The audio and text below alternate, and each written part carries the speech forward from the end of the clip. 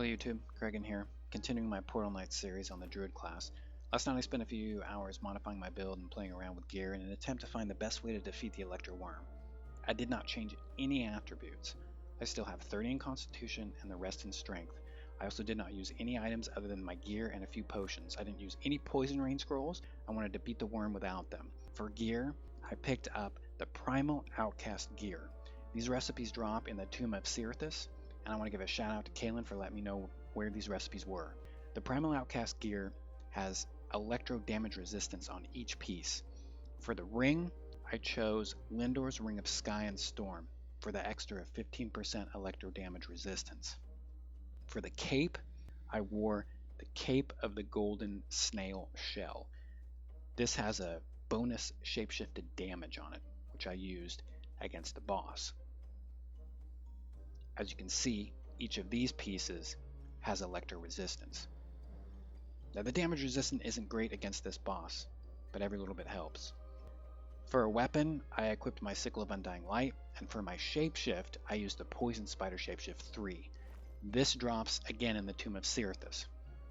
I tried the lower level Earth weapon against the worms and the worm boss, but I found that I did not do enough damage to kill the worm. I also changed my talents. I changed out Feline Focus for Unmerciful Tide and Threat Display for Spiritual Calm.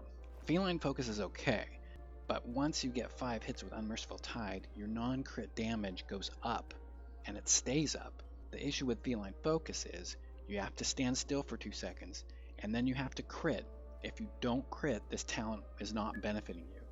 Whereas you can get 5 hits on the boss relatively quickly, and then your damage after that is always elevated. I was getting about 700 extra damage, as you'll see in the video coming up, against this boss with that talent on. I found it much more beneficial than Feline Focus. I also recommend popping the web ability on this shapeshift when the boss is vulnerable. It counts as a hit and it'll do a little extra damage. Now it's hard to see in this video, but if you look above the boss's head, you're going to see that Unmerciful Tide icon that'll show up. The other talent I switched out was Spiritual Calm, and the reason I did this was that this fight is all about shapeshifting, and reducing the cooldown by 30% helps you kill that boss quicker. Still, the fight was 12 minutes long. It would have been much longer if I didn't include this in my talent build for this fight. So the key thing here in this fight, as a druid, is shapeshifting. You've got to make good use of your shapeshifting ability. You have to make sure that that shapeshifting ability stays up the entire time that you're attacking the boss. If it pops, you'll rush him, fall in the water, and die. I know I did it like 10 times last night, and every time I did it, I kicked myself. It was just so stupid. So time it so that you're going into your shapeshift right before you kill the last wormtail that makes the boss vulnerable. That way you'll have plenty of time to attack the boss, and you'll still be in shapeshift mode when he gets back into the fight.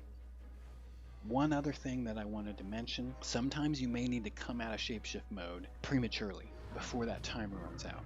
If you get hit with lightning unexpectedly, your health drops for some other reason, don't be afraid to get out of shapeshift mode, chug a potion, and wait for the cooldown to reset. I tried to power through it a few times last night. I thought, okay, my health's down, but I'll make it. And I ended up dying several times before I could kill the boss because I just tried to power through it. So don't be afraid to disable that shapeshift, come out of it, drink a potion, do what you gotta do. You can always run around and wait for that cooldown to come back and shapeshift again, and at least you'll be alive and you don't have to start over. So that would be my biggest suggestion for this fight.